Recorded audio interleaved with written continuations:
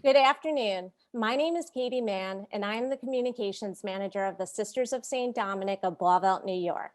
I would like to welcome you to Living Through COVID with Faith and Hope, a conversation with three Dominican sisters. This conversation is a part of Catholic Sisters Week and hosted by the Sisters of St. Dominic of Blauvelt, New York and Renew International. Just a friendly reminder that this discussion is being recorded and will be shared on our social media accounts after today. Also, if you have questions for our panelists, please submit them by using the Q&A button below. Now, I would like to turn it over to our moderator, Sister Terry Rickard, the President and Executive Director of Renew International. Welcome, everyone. We're so happy that you're joining us this afternoon for this really important and critical conversation of how do we lean on our faith and hope during this time of COVID. It's over the long haul. So with me are three of my sisters, three Dominican sisters for over 50 years. So they got a lot of wisdom. They have, they're holy, but they're very, very human. So all of us are struggling during this time with our own fears and anxieties, but doing everything we can to trust in our good and gracious God. So I'd like to introduce first, Sister Mary Flood. Sister Mary is a physician, and she particularly infectious disease is her specialty. And she's also on our leadership team. So great to have you with us, Sister Mary. Next, I'd like to introduce Sister Maggie McDermott. Sister Maggie is the Executive Director of Talentine Zeiser Center in the Bronx. And it's an incredible organization that reaches out to the most vulnerable in the neighborhood, seniors, small children. So just doing great ministry down there.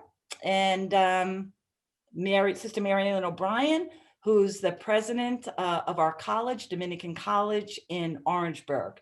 So each with their particular perspective.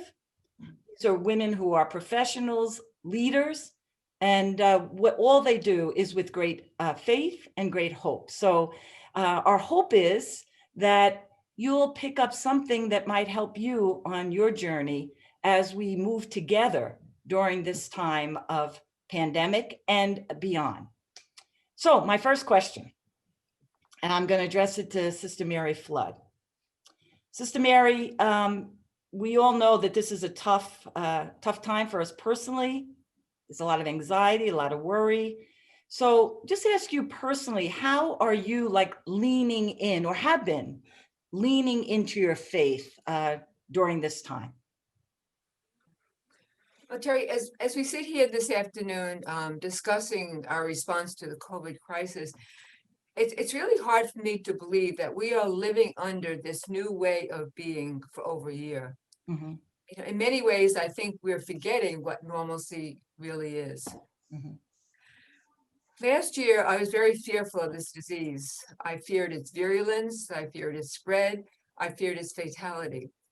And with my knowledge of other coronaviruses, I feared, and I still do fear, that we will not get this virus under control well enough so that we can go back to our former way of living.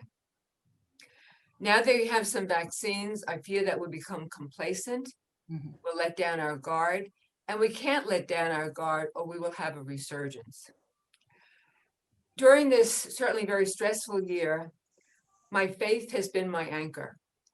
And an image that has stayed with me and given me a lot of reassurance is a picture I saw in a magazine, say last March.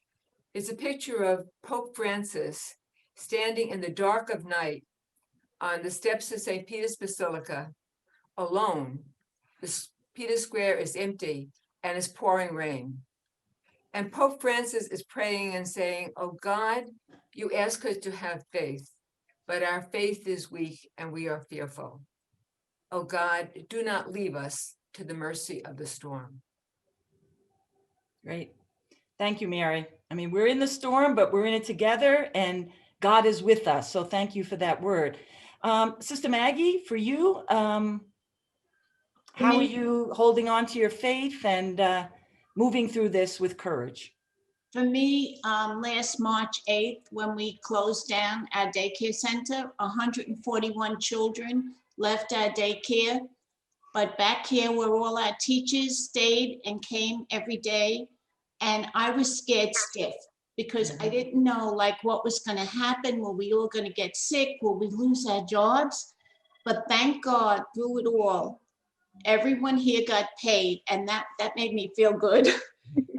But they came, and I just trusted in God, and I kept saying to myself, Lord, help us, help me not to be afraid, because you're with me and you're going before me. And if I'm scared stiff, picture all the people who are scared. So I tried just to lead the way.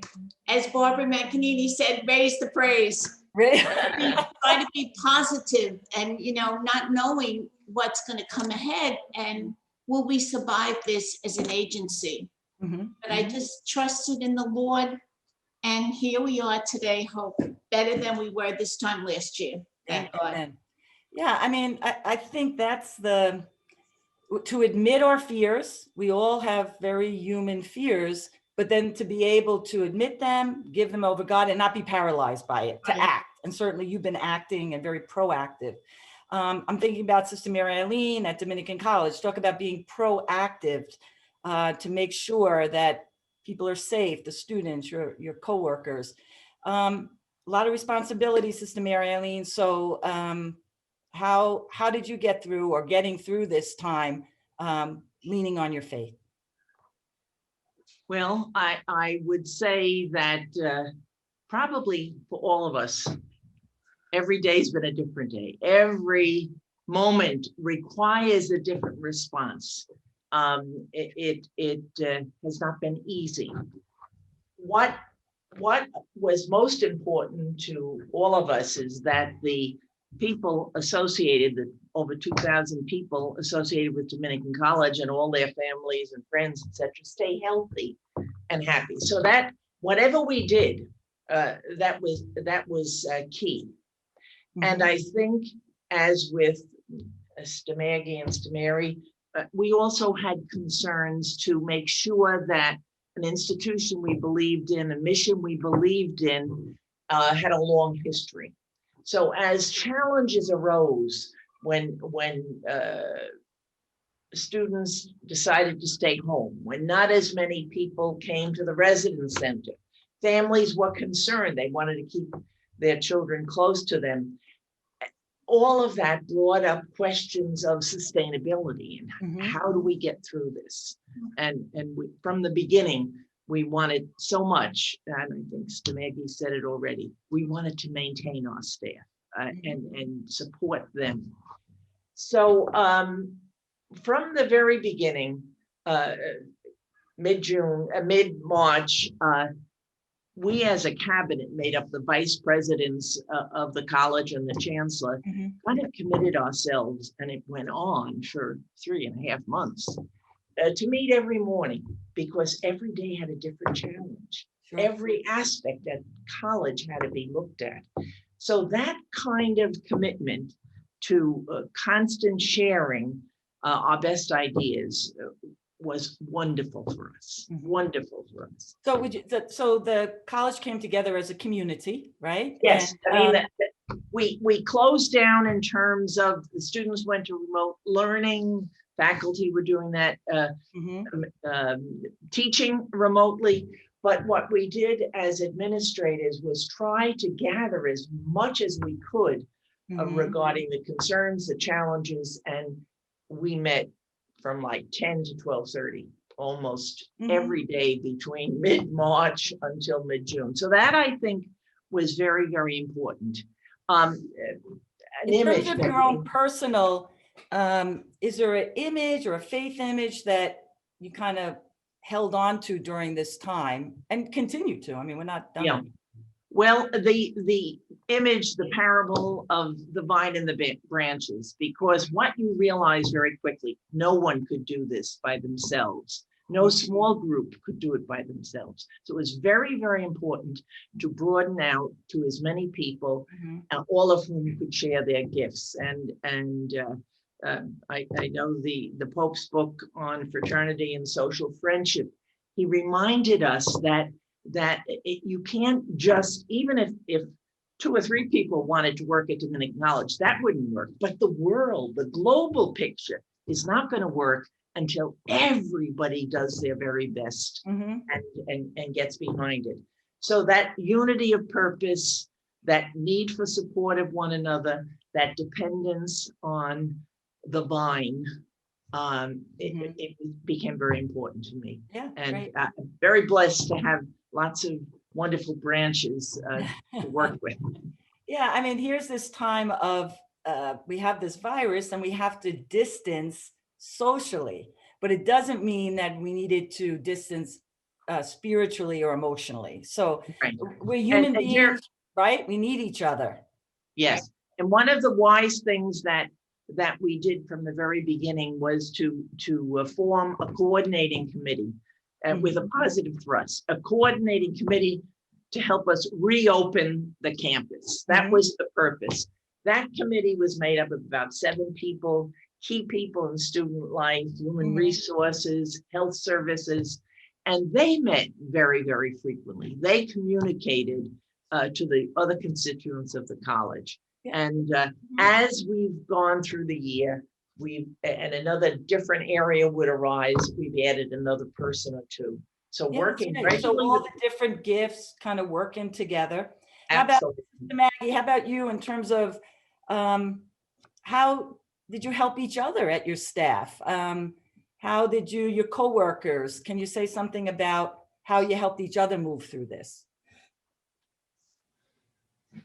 Is that me, Terry? Yes, that's you, Sister Maggie. Oh, okay. I just wanted to mention that 10468 is my zip code, and it's one of the highest rate of COVID in the Bronx. So that's where I was working and living with 42 other staff members from last March to now. Our staff also came in every day, most of them, to use the computer, to make phone calls to the family, to do remote learning, to give out food. Any needs the parents had, we told them to come here. We're here from 7:30 to 3:30. And that was a big help to the families that we service. One of our staff members during this time, her husband had a brain tumor. And she was so scared because of, if I get sick, sister, what's going to happen to my husband? I can't bring it to him. But everybody here was very supportive of her, helped her to accept this cross that she had. And I had the sisters praying like crazy for him. He's doing very good now. He's doing well. Thank God, thank God. Yeah. And so the power of prayer. prayer. And Yeah, and everybody, again, the And power of all community. the staff and the families that we service working together, because a lot of our parents lost their jobs Sure. and they didn't have internet, even for their children that we serve. But for older ones, they didn't have devices. So we were trying to get devices for the children, but it all worked out for the best. Yeah, and we continue, right? Yep. So Still let me turn to Sister Mary Flood. You know, Mary, you have really cared for our sisters in the mother house, on the infirmary floor. And we know how vulnerable people who live, they call it congregate living, we call it community living. And our sisters are older and many of them frail. So you've done a fabulous job, and we're really grateful to you for that. And you continue getting through it. So can you speak to that and that really tremendous weight on you, particularly in March, but I know you're still carrying that, so. Thank you. Well, Terry, as member of the leadership team with responsibility for the mother house, and I have to admit the self-appointed COVID czar. I worked early on with our administrator and staff to set up protocols to protect our sisters. I mean, these were the basic protocols that we saw everywhere. Signs about face masks, hand washing, sanitizing. We restricted visitors from the outside. We limited visiting to our sisters on the home care floor. We had to stop our socialization activities, and our sisters on the home care floor had to eat in their rooms. Mhm. We instituted protocols for safer distribution of the food in the dining area. We had to instruct and monitor the housekeeping staff, so they would sanitize and clean well the areas that were potential sources of contamination. And we set up a quarantine area for our sisters who became ill. So, all of those were, in a certain sense, the easier part of the task. They were pretty much standard jobs that we had to do. But I have to say that as a physician and medical director of our home care floor, it was truly prayer and the support of our sisters that helped me through this period. Mhm. We had 11 sisters at the mother house who became infected with the virus. And last year, at the height of the pandemic, when our hospitals were overwhelmed with cases, we knew that our sisters who were advanced in years, many with comorbidities and some with dementia, would not get priority care. Mhm. Mhm. So in consultation with our very experienced head nurse and our healthcare coordinator, we made the decision not to send our sisters out to the hospital if at all possible. Mhm. Try to care for them at home, even if it meant comfort care, so they would not die alone in an isolation unit. Mhm. Mhm. And I have to say that every day I prayed for the guidance of the Spirit that Mhm. the decision on behalf of the care of our sisters was the right decision. Mhm. I have to say, in much gratitude to God that we got through this period with no sisters being hospitalized and no one dying from COVID. Unfortunately, we did have one sister who died in December from the COVID virus. Mhm. But I tell our sisters that we have to thank God, but our congregation was really blessed during this time. Mhm. We know that there are many congregations who Oh, they got hit hard. Yeah. have excellent protocols in place, and yet they lost many sisters to the virus. Mhm. So, we are to be grateful for what we got through. Thank you. Thank you, Mary. Yeah. And I think too, like some of the sisters said to me, you were able to continue having mass, which a lot of people were deprived of that. So that was another great strength and blessing Yeah. that could It really continue to was, support Terry. the sisters, right? It really was. At least, yeah. So many of them have spoken to me about that. That was a great, and they knew that a lot of other people in other convents did not have mass and were able to receive the Eucharist. So I know many of them spoke about what a great gift that was for We were them. fortunate the Oratorian fathers who service us were willing to come in to offer mass. Our chapel is large, so we were able to appropriately social distance, and we could televise the liturgy to our sisters who were upstairs, and it really meant a lot to all of them. Sure. Thank you for that. According to a recent Pew study, they did a great study on the effect of faith and dealing with the pandemic. So 35% of people of faith said they learned at least 2 lessons from God during this, and lessons they feel are life, spiritual lessons that can help them not only now, but beyond the pandemic.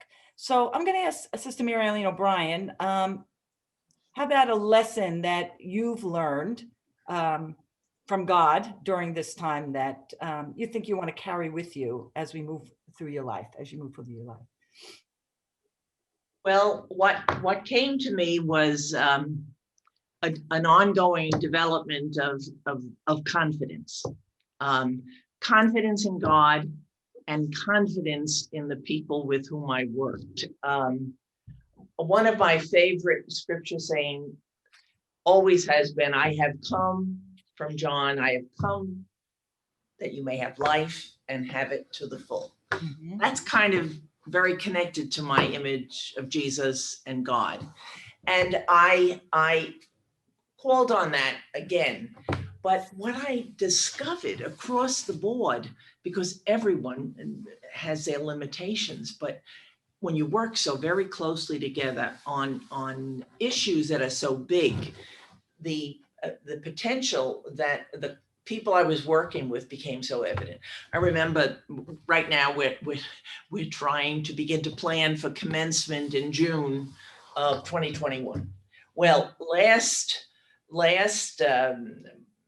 March, April, I mean, there was no way. Mhm. And someone said, well, you can do it all on, through the computer and Virtual, yeah. and I said to myself, there is no way. How in heaven's name could you put a commencement? And yet we talked to a few people and they knew a few other people. And the result, not what we wanted, not what the students really wanted. They wanted the face-to-face. They Sure. wanted the applause as they walked across Sure. the stage. But it was a wonderful accomplishment.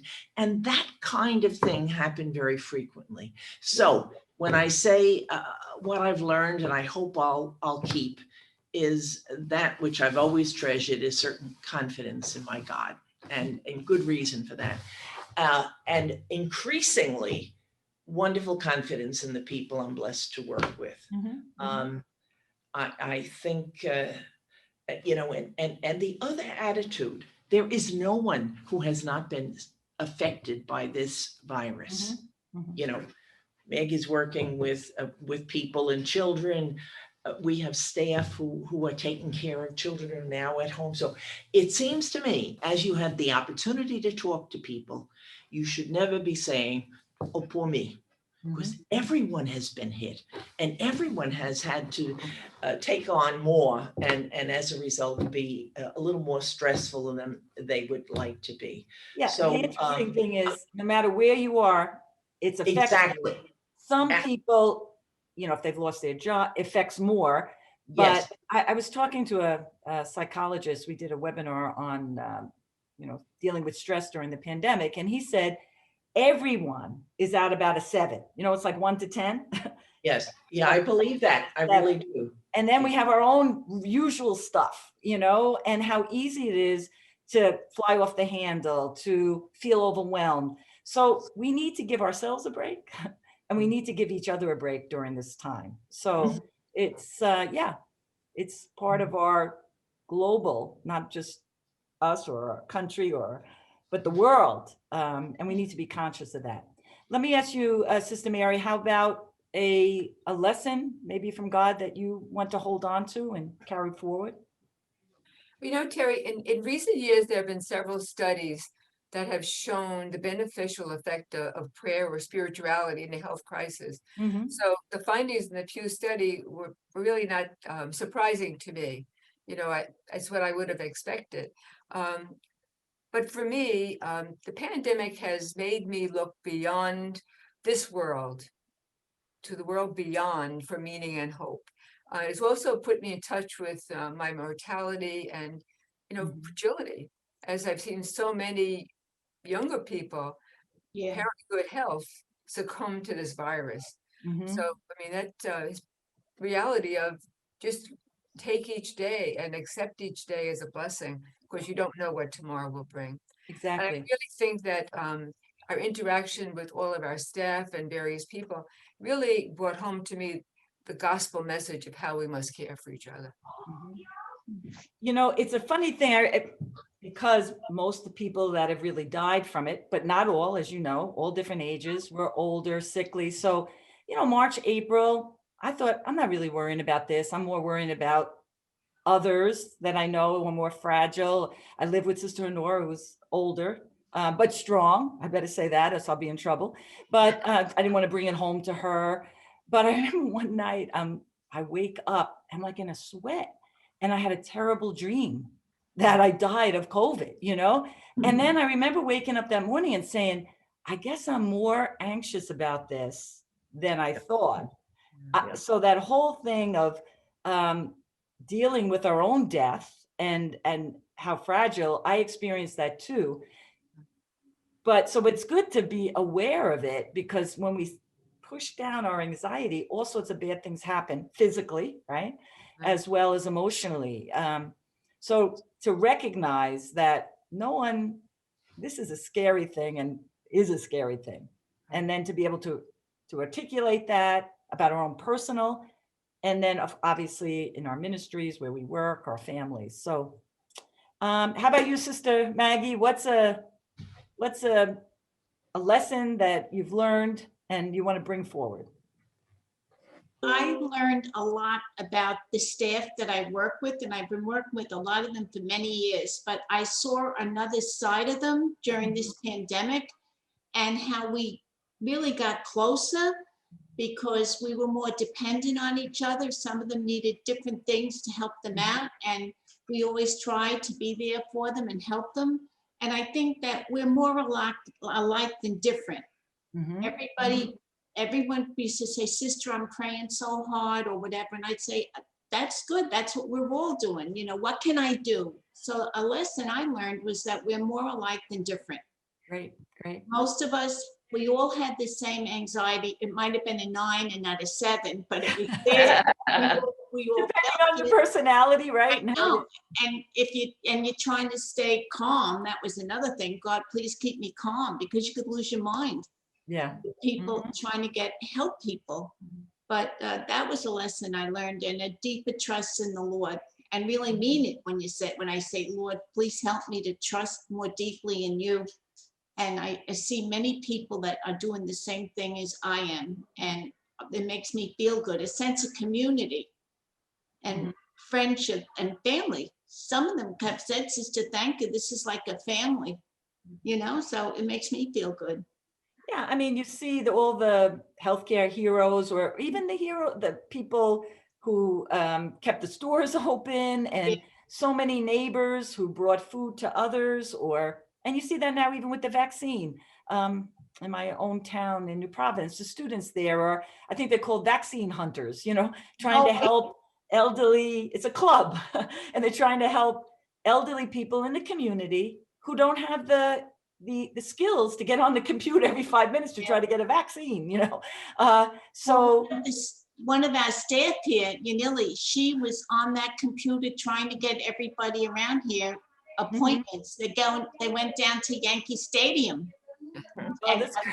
So really, and now they're open 24 hours a day there. Yeah, well, that's a bit of hope, right? Things are starting to open up a little bit. Great.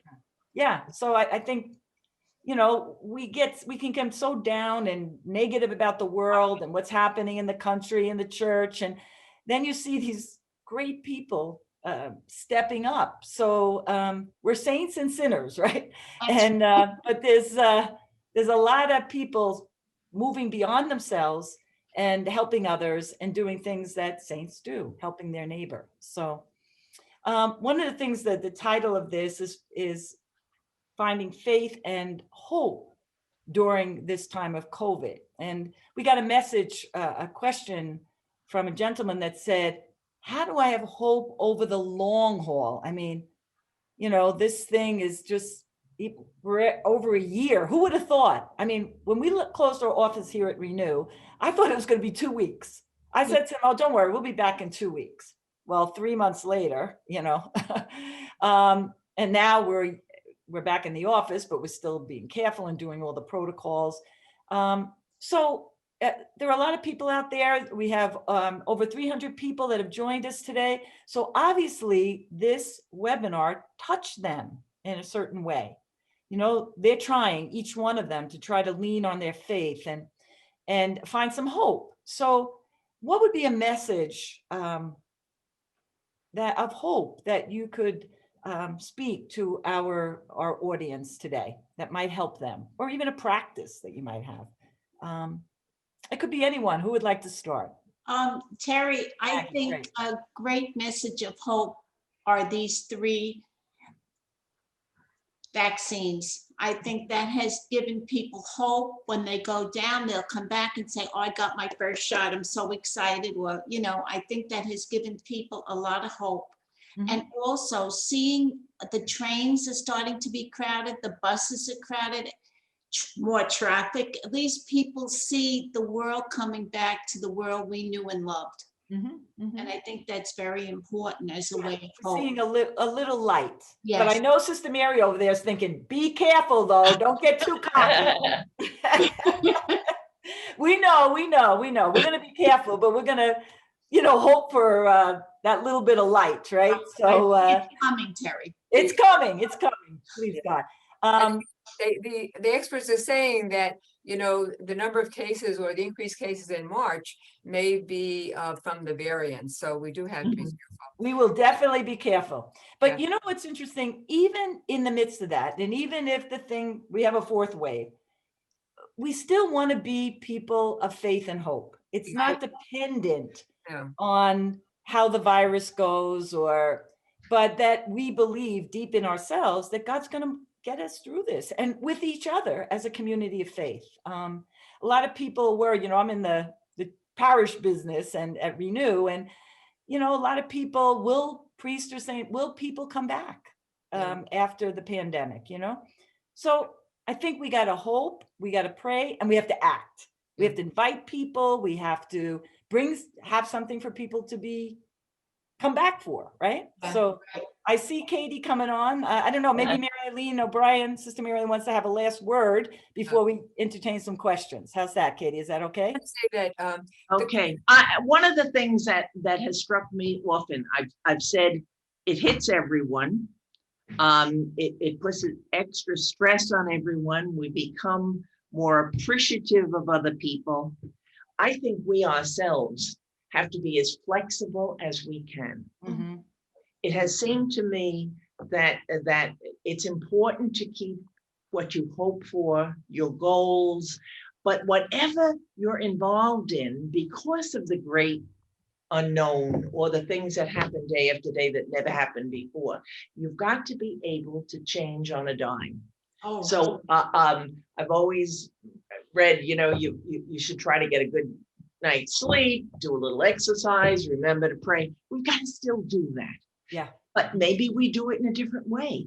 I used to, as being part of the college, I'd have to go to a lot of meetings in the evening and planning sessions with outside, etc. That's gone. Well, now I go to bed early. Yeah, get more sleep. I don't get more sleep, but I go to bed early because I then get up refreshed and have time for prayer and have time for planning. So I think in my own life, it's been very important to be flexible and to continue to be appreciative of the students and the faculty and all the folks that And be resilient. have done so much. Yeah, and be resilient. But I think, Mary Eileen, that whole thing about getting a routine, every morning, 7 o'clock, I do my exercise. I do the Zoom, or now I'm actually back in the gym. So whatever you have to do, you have to reinvent those kinds of things so that you have those good routines. Mm-hmm. So Katie, do we have some questions? Is that? Hi, Sister Terry. Yes, we do. But before we get to the questions, I'd like to recognize Sister Valentine, who is tuning into today's webinar from South Africa. She says hello, and please say hello back to her in South Africa. Hello, Val. Hello. Yeah, that's what's so great about Zoom, right? You have people, and listen, I've been praying for South Africa. We have Renew Africa in South Africa. They've been hit really hard. So to all those, to Sister Valentine, the sisters there, we send our prayers and our hope. So great. So the first question is for Sister Mary Flood. And what are the most significant ways that community life has been affected by the pandemic? Mm-hmm. I'm sorry, Kate, I didn't hear that. Could you repeat that? I said, what are the most significant ways that community life has been impacted by the pandemic? I think that probably what has affected most of us is a sense of isolation. yeah. Because we worked hard to put into practice a lot of socialization events, particularly for our elderly sisters on the home care floor. And then all of a sudden we stopped them and everybody was relegated to her room. So that type of isolationism, I think, has been very, very hard for our sisters. As we mentioned earlier, we were fortunate, and I think more so than many other congregations, insofar as we were able to have liturgy. Having the daily liturgy and sisters able to participate meant a lot. And I think for communities that didn't have that, they have felt that very, very stressful. So those would be, I think those would be the key things that I would see as difficulties during this pandemic time. Mary, I'm thinking about our whole community gathering And, we have older, we're older congregation, and people went to Zoom. So if you want a good laugh, we'd let you tune into one of our Zoom meetings, so people like, hey, Mary Eileen, people, or they're, combing their hair. They don't know that we all can see them. So our sisters, we're talking about 90-year-olds, right, Mary? And that have participated in our congregational meetings. I don't think we could have ever imagined that it was possible. Yeah. So I think people though miss the opportunity to be together. oh, absolutely. I really do, and Oh, I think, miss it. I miss it. right. Yeah. Yeah. Just that connectedness means a lot. Yeah. Yeah. But at least the Zoom has given us a way to at Yes. least see each other and talk. Mhm. I started with some of my friends from high school during the worst of the thing, when everything was shut down, doing a happy holy hour, a glass of wine, and we shared, and we're continuing to do that, even though we're all back working and things like that. So these kinds of things can continue, especially when we're at a distance from each other. How about Kate? You have another question? I do, and this question goes to Sister Maggie McDermott. Okay. During the toughest days of the pandemic, how did your staff manage, and how have your students and families been directly impacted by the pandemic? Well, the way the students have been directly impacted by this pandemic is there's no daycare for them to come to. It's open now. We opened up in August, but from March to August, the daycare was completely closed, and any parents who needed the services, we were not offering them. We opened up in August, and we started out with 10 children, and we closed with 141. Wow. Yesterday, we served lunch to 48 children. So I was like so happy because at least we're going up. Maggie, and I would say a lot of the folks that are bringing their children to your daycare, a lot of them are aides, health aides, and all of that. Yeah. They're not working, they can't work in home using Zoom, you know what I mean? So this is the loss of their livelihood Yeah, because they have to take care of their children. Is that? that's right. Yeah. That's why they bring them here so that they can work a number of hours work across Fordham, like in different supermarkets. And those people really service the community during this. And I believe that the service we had was being open for them to come and just talk to us, and you use the computer, use the internet. Yeah.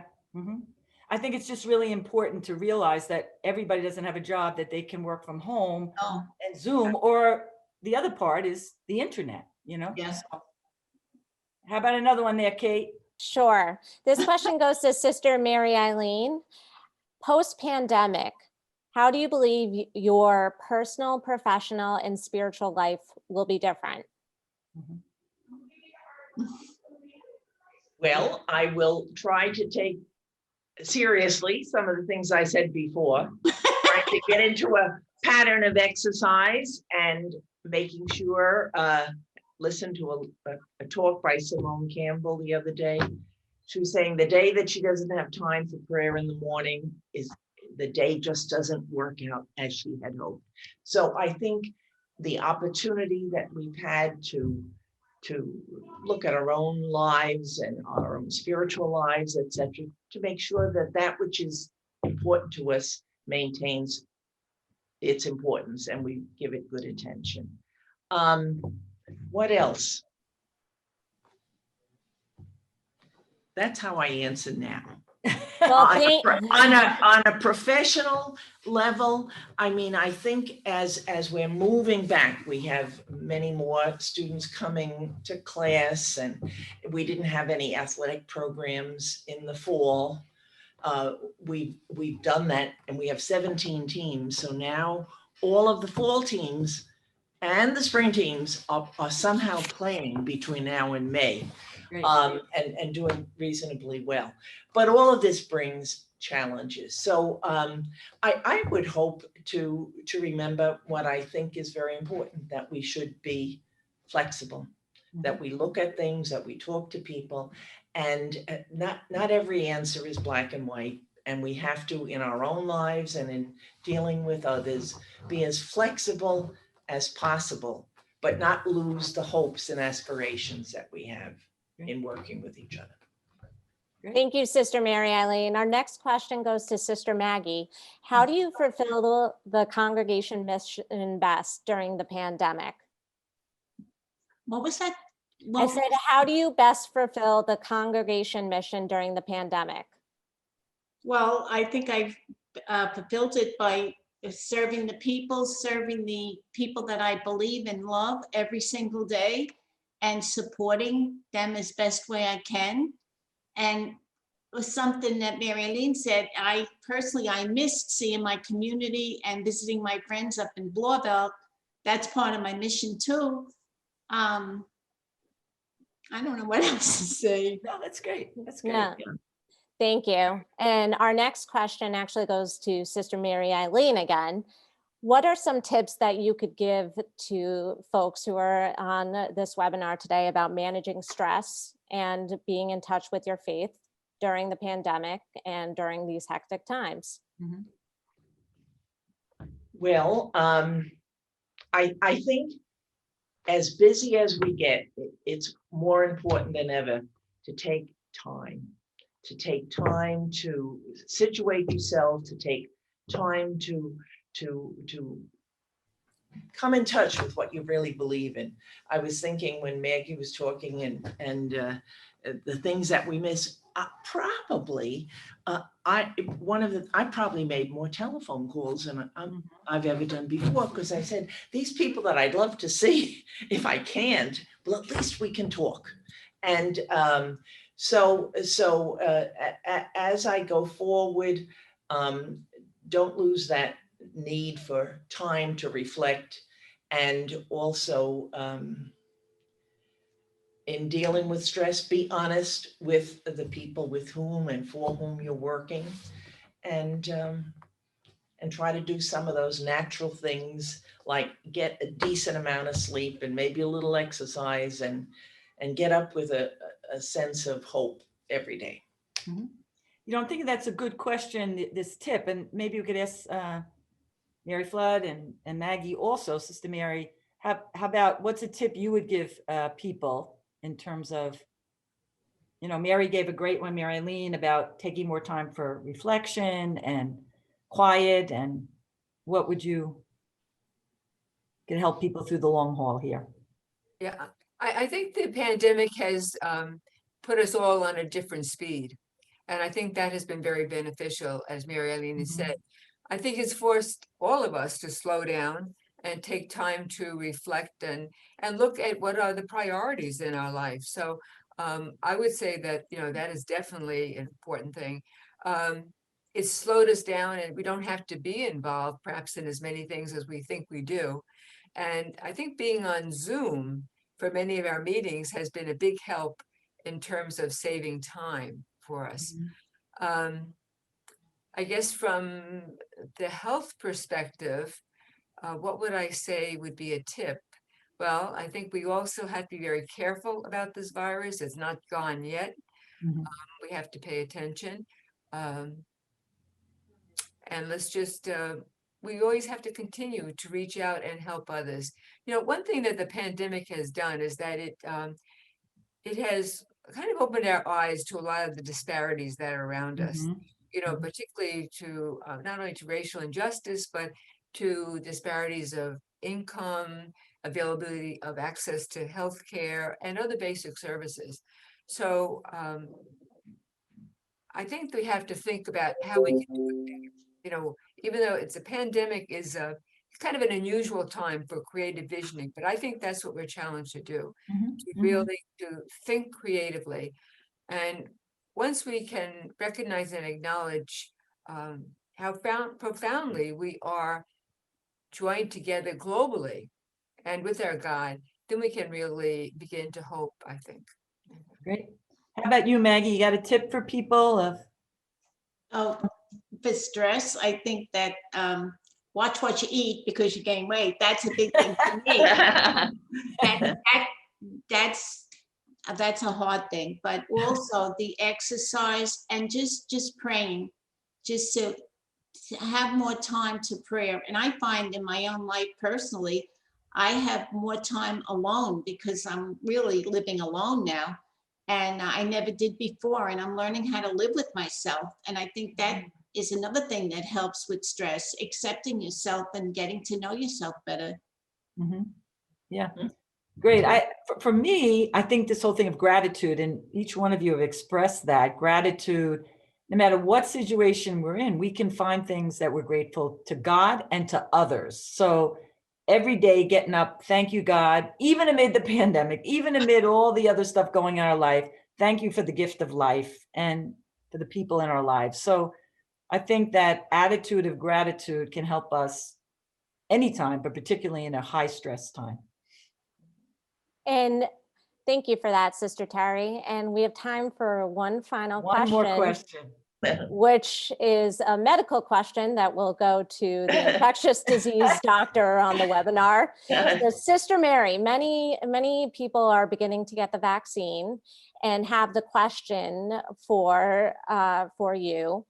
Once vaccinated, are there any guidelines you would suggest to continuing to wear masks or social distancing, or when do you think we will reach herd immunity, as many people hear on the news often about? I don't believe that we will reach adequate herd immunity till certainly the end of this year. We have 3 vaccines. We don't know how effective the vaccines are in the long term, because they've all been in clinical trials for a short period. We also don't know how effective these vaccines are going to be against the new variants that are coming on to scene. So we can't let our guard down. We really have to continue, wearing the mask and social distancing and taking precautions. As someone last night said on the TV, we're almost there. We're almost there.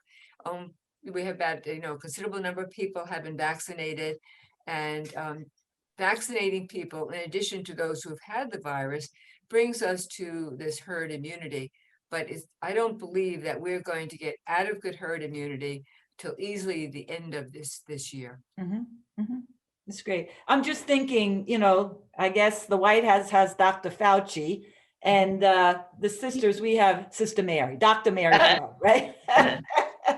So we're very grateful. Yeah, we're very grateful for her. So, and for all the sisters here. So are we ready to move from there? We are. I first would like to thank everybody who submitted a question. I know that there were some people's questions that we didn't get to. And if anybody would like to ask any of the panelists a question, they could submit it by visiting our congregation Facebook page, facebook.com/OP Now with that said, I'd like to turn it over to Sister Terry for closing remarks. Okay, great. So we just want to thank everyone for participating and taking the time to enter in this conversation with us. We hope that you got some tips that give you a greater deepen your faith a bit, give you some practices to help you get through this pandemic over the long haul. Just say a word. This was co-sponsored by Renew International, and we have all sorts of events and webinars similar to this. So we just ask you, renewintl.org, go to our events and web page, and there are face sharing groups, other webinars similar to this that hopefully will bolster your faith. We also have all sorts of different face sharing books. Our latest one is on dignity and the death penalty, and we have reflections from Sister Helen Prejean. So just invite you to take a look at that. And then the next slide. We're all Dominican Sisters of Blauvelt, New York, and we just appreciate you supporting us, particularly during this time. So there's different ways to give. You can donate online. We have that there, www.opblauvelt.org. You can also send a donation by mail, and or also contact our development office. So many of you are already supporters of our congregation. We thank you so much for that, and we'll put it to good use. So thank you for that. So now what I'd like to do is just bring it all together in prayer and ask God to bless each one of you. So many of you have had COVID and sick with it, have some repercussions, continuing signs. I know some of you have lost loved ones, so we bring you before our God as God's healing love touches you during your time of grief, and just pray that that vaccine becomes available to everyone. So those of you who are looking for a vaccine, we're also praying that that door opens for each one of you. So with all that in mind, we'll just take a moment of quiet, and then I'll pray this prayer in your name and for all of us.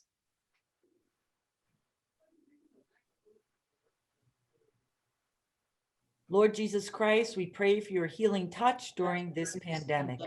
We ask you to accompany those in our small groups, our parishes, our communities, our nation, and throughout the world who are impacted by the virus through infection, economic loss, or anxiety. Renew our faith in your promise to be with us always. Keep us mindful, Lord, that we share in this crisis as a family of faith, and we are asked to do all we can to prevent the spread of infection. We do for good of all. May we be patient and generous with each other, following your example, you who live and reign with the Father and the Holy Spirit, one God, forever and ever. Amen. Amen. So from all of us, all the Dominican Sisters of Blauvelt and Katie, we just wish you blessings, and that you have a greater trust and a sense of hope as you move forward. We move forward together during this pandemic and beyond. So God bless. Thank you. Bye now. Thank you.